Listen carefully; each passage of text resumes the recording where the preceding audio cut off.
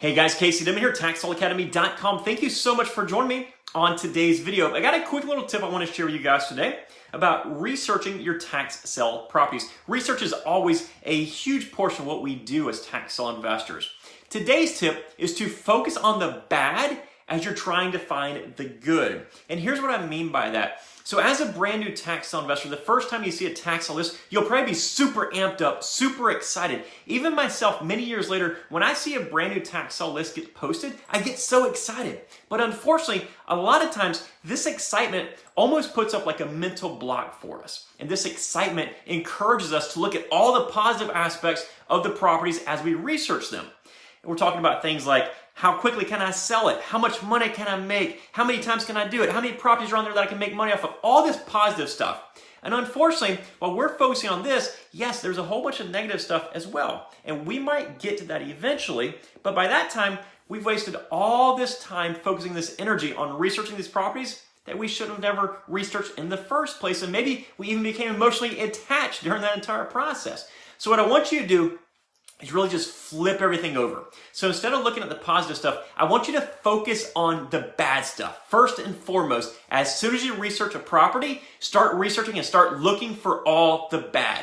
Maybe it's in an okay neighborhood that you're not sure about investing in. Maybe it's just a little bit too small. Maybe the value is not quite there. Maybe the opening bid is too high. Whatever the situation is, focus on all the bad first.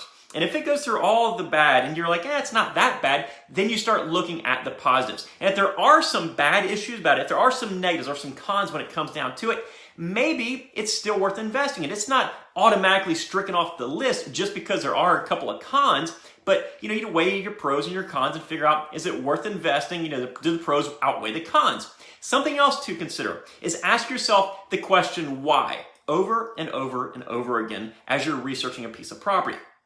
For example, why did this property get to this place, right? Why did the former owner or maybe the delinquent taxpayer fail to pay the taxes on time? Then ask yourself, why should I invest in this property?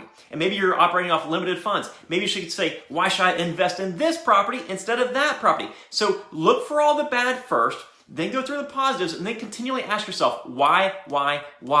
Guys, what I want you to do is I want you to understand the importance of researching your tax sale properties, and this mindset shift can really help you eliminate properties and research those properties much more efficiently than perhaps you have in the past. I really hope this tip has helped you out. For more information on tax sale investing, head on over to TaxSaleAcademy.com. If you're looking to get the most detailed tax sale training, consider becoming a member of the Academy. Again, that's TaxSaleAcademy.com.